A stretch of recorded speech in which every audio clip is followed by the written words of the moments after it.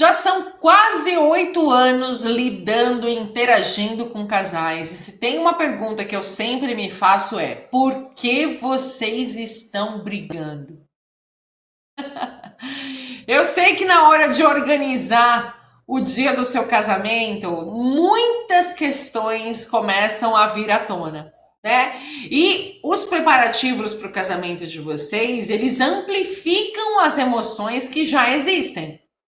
Então, no vídeo de hoje, eu quero ajudá-los para que quando surgirem essas discordâncias, esses possíveis desentendimentos, que vocês tenham ferramentas para poder não se entregarem ao mal-estar, certo? E para fazer esse processo de construção conjunta, que é a organização e realização do casamento de vocês, mas lembrando que essas ferramentas não servem só para ajudar vocês nessa organização, mas são ferramentas que vocês podem levar para a vida. Basta adaptar um pouquinho, que vocês vão ver que muitos desses conflitos que eu vou apresentar aqui para vocês, as raízes muitas vezes passam imperceptíveis aos nossos olhos, mas, como eu disse, com os preparativos do seu casamento, elas ganham uma proporção um pouquinho maior e que por vezes são também desnecessárias. Eu me chamo Nath Moraes e sou celebrante de casamentos e especialista em comunicação conjugal, e o meu propósito aqui no canal Pra Falar de Amor é te ajudar nesse processo de organização para que a gente possa identificar, falar e desfrutar das mais diferentes linguagens de amor, para que as nossas relações elas sejam mais leves, mais saudáveis e principalmente duradouras.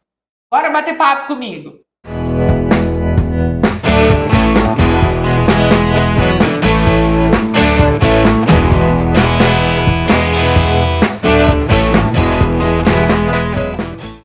Ponto que eu quero apresentar para vocês é, como eu disse na abertura desse vídeo, os preparativos do casamento, eles amplificam emoções que sempre fizeram parte da relação, certo? O que eu quero dizer? O casamento, a organização do casamento, ele não vai trazer problemas para vocês, ele vai revelar dinâmicas que não estão tão bem alinhadas entre vocês. Por vezes, na organização de um casamento, tem muitas etapas, tem muitos processos, muitas decisões que precisam ser tomadas.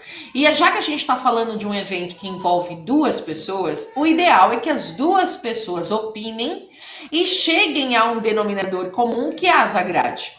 Só que na prática não é assim, às vezes um quer uma coisa, o outro quer outra, às vezes um tem mais tempo e mais paciência para lidar com esses processos de organização do que o outro, um quer ser mais prático, o outro quer ser um pouco mais, sabe, detalhado.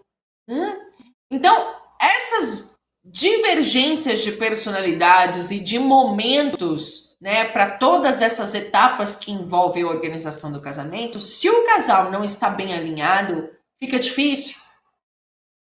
Então, para ajudar vocês, a primeira ferramenta que eu quero recomendar para vocês é que vocês peguem, gente, isso daqui é indispensável para um casal, tá? Não só aqueles que estão organizando o seu casamento, mas é indispensável para os casais. Quando a gente institui o hábito de escrever sobre os nossos pensamentos e sobre os nossos pensamentos, a gente consegue ter mais clareza, tá? Do que a gente quer falar, do que a gente está sentindo. Então, item como pré-requisito para vocês: uma agenda e um caderno, um lápis e uma borracha. Por que um lápis e uma borracha? Porque se vocês quiserem mudar o plano, vai lá e apaga. Pronto. Escreveu, tá novo. E um caderno.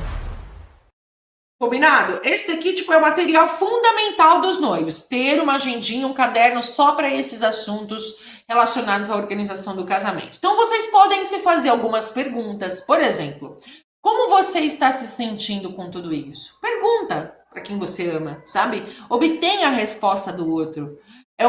Façam perguntas abertas. Perguntas abertas são aquelas perguntas onde o outro se vê forçado a ter que responder muito mais do que um sim ou um não. Entende? O que está sendo mais pesado para você? O que vai ser mais pesado para você? De repente, um de vocês tem pouco tempo na agenda, né? Tem uma tarefa diária muito extensa E não vai ter condições de sentar com fornecedor por fornecedor para fazer uma reunião, que é o que eu recomendo a vocês, né? Que vocês tenham espaço necessário na agenda para poder conversar com seus fornecedores, mesmo que sem compromisso, para vocês sentirem a energia, para vocês tirarem todas as suas dúvidas, deixar esses fornecedores se apresentar. Mas se só um tem mais disponibilidade na agenda, qual que é o problema desse só um entrevistar e conversar com esses profissionais e trazer os seus próprios apontamentos, as suas próprias conclusões, trazer os detalhes do que foi falado nesse bate-papo para o outro?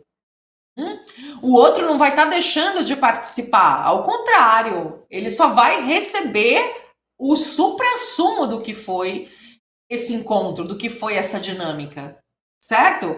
O que você precisa de mim essa semana? Essa é uma pergunta também que vale ouro, sabe? Porque se um tem mais tempo e o outro não, o que não tem tempo, né, como o que tem, ele ainda assim pode ser útil. Ele ainda assim pode ser participativo. Percebe? Essas perguntas, elas são objetivas, elas excluem, sabe, os primeiros indícios de briga. Por quê? Porque a comunicação está sendo clara, porque a comunicação está sendo direta. É uma comunicação que já propõe a uma ação, a uma resolução, sabe? A uma divisão de importância e de tarefas. Entende? Pequenas discussões surgem porque por trás de toda discussão tem sempre um medo de errar. Pode parar para prestar atenção. Toda vez que vocês brigam por algo, alguém tá com uma expectativa e o outro tá com medo de não atender essa expectativa. Perceba, eu já deixei claro no início deste vídeo que a gente não vai falar só sobre organização de casamento, né? Eu vou trazer várias ferramentas para vocês que, se aplicadas no dia a dia, vocês vão minimizar bastante conflito, tá? Então, quais são as perguntas que vocês podem se fazer, de repente, quando surge um desentendimento entre vocês a respeito de uma opinião contrária, de uma divergência de opinião? O que eu estou tentando me proteger? Sabe quando alguém te questiona alguma coisa e você já se exalta? Você está querendo se defender do quê? Você está se protegendo do quê? O que você não está disposto a fazer e que você já está na defensiva?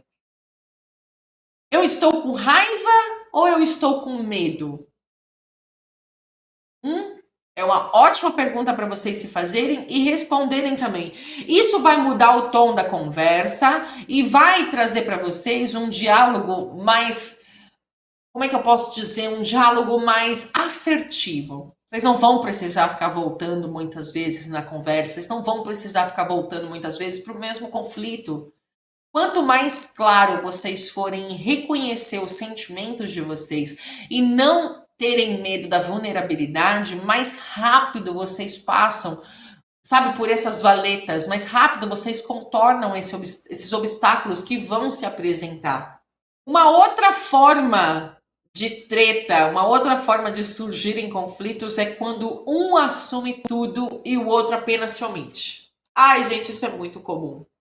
Isso é muito comum. E aí aqui nós temos dois pontos, tá? O que geralmente assume tudo, geralmente é aquela pessoa mais ansiosa, é aquela pessoa mais perfeccionista que quer tudo do jeito dela, é aquela pessoa com níveis de expectativa assim quase que sobre-humanos. Então, na cabeça dessa pessoa que quer trazer toda a responsabilidade para si, além de uma sobrecarga desnecessária, ela ainda vai trazer para o coração que o outro não está tão empolgado, que o outro não está tão engajado. Já o que se omite tem tanto medo de contrariar, tem tanto medo de fazer errado, tem tanto medo de não atender às expectativas, que acaba se privando, sabe, das tomadas de decisão, sabe, da contemplação do processo, deixando também uma mensagem, ou recebendo a mensagem, de que a própria opinião não importa. Então, dentro dessa dinâmica, precisa haver um equilíbrio. Vocês sentem e anotem na ferramenta de vocês o que cada um vai fazer. Anotar as tarefas de cada um. Pode ser um plano semanal, pode ser um plano quinzenal. Olha, eu vou resolver tais coisas, com tais pessoas, sabe? De tal maneira, e você, dentro desse plano de 15 dias, vai resolver outras coisas. E aí vocês definam quais são essas tarefas que cada um vai estar incumbido, e no final de semana, após esses 15 dias, vocês se reúnam e conversem a respeito. Vai ser uma dinâmica muito mais gostosa, vai ser uma dinâmica muito mais satisfatória, porque cada um vai ter autonomia para resolver no tempo, da forma que achou melhor. Contanto que traga, sabe, um panorama para discussão, para definição após esse período de tempo estipulado. Ou seja, ambos estarão engajados, ambos estarão se fazendo presentes no processo de construção, no processo de organização do casamento de vocês. Certo? E aí, caso seja necessário, por exemplo, né, vou dar um exemplo aqui da minha área. Então, vamos supor, já teve um casal onde o noivo me procurou, o noivo que tomou todas as decisões junto comigo, mas quando foi o momento de eu os conhecer, né, de eu me apresentar para os dois, a noiva tirou todas as dúvidas dela, mas já muito tranquila, porque o noivo já tinha resolvido tudo. Toda a parte, digamos, jurídica, burocrática dessa contratação, o noivo já tinha resolvido. Então, quando eu cheguei para falar com a noiva, além dela já estar muito mais calma e com uma expectativa muito mais centrada, foi de muito melhor aproveitamento esse nosso contato. Porque aí foi só como um divisor de águas mesmo para ela tomar decisão e me escolher para ser a pessoa para celebrar o casamento dela. Certo? Então ela já ficou tranquila, foi uma etapa a menos para ela ter que se preocupar. Por quê? Porque ela estava com outras atividades dentro do cronograma de resolução da parte dela.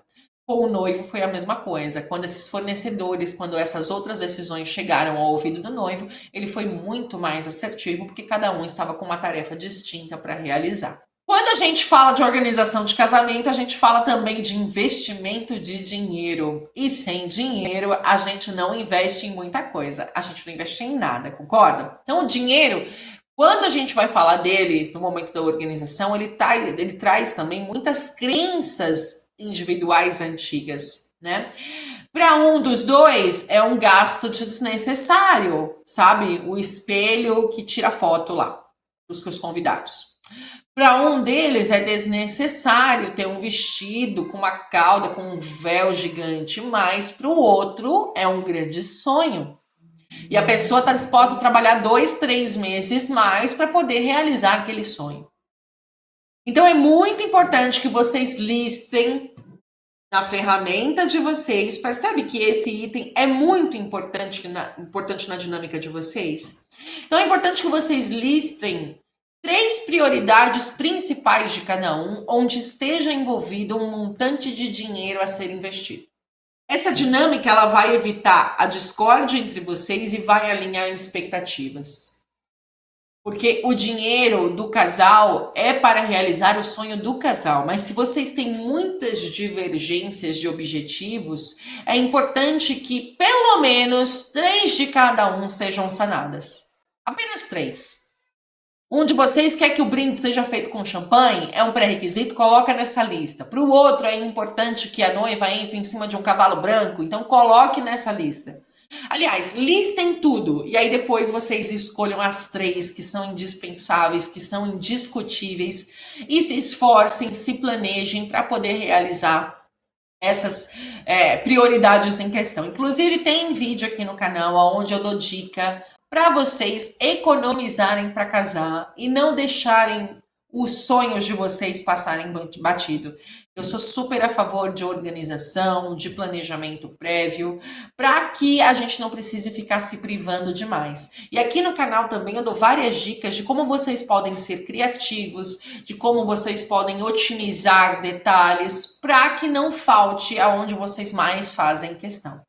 Bom, eu espero ter contribuído com alguns insights nessa nossa conversa. O meu intuito é que a organização do seu casamento seja um processo gostoso, que ao invés de você só pensar no resultado, ou seja, no dia da festa, com o que os outros vão pensar, a impressão que o seu casamento vai passar para os outros.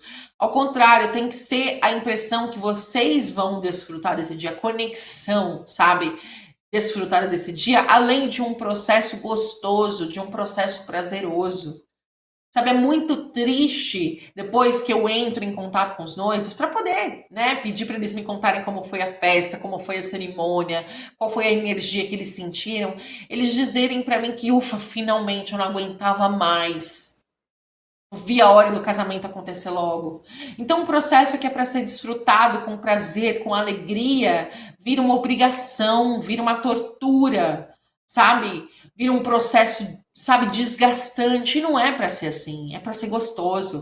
A ideia é que a gente se case apenas uma vez com quem a gente ama e que as festas, as cerimônias que aconteçam sejam a renovação dos nossos votos. Então, sendo esse um evento de grande importância, sabe, representando um marco, um capítulo novo e abençoado na vida de vocês como casal, o processo precisa ter essa importância e essa percepção também, entende?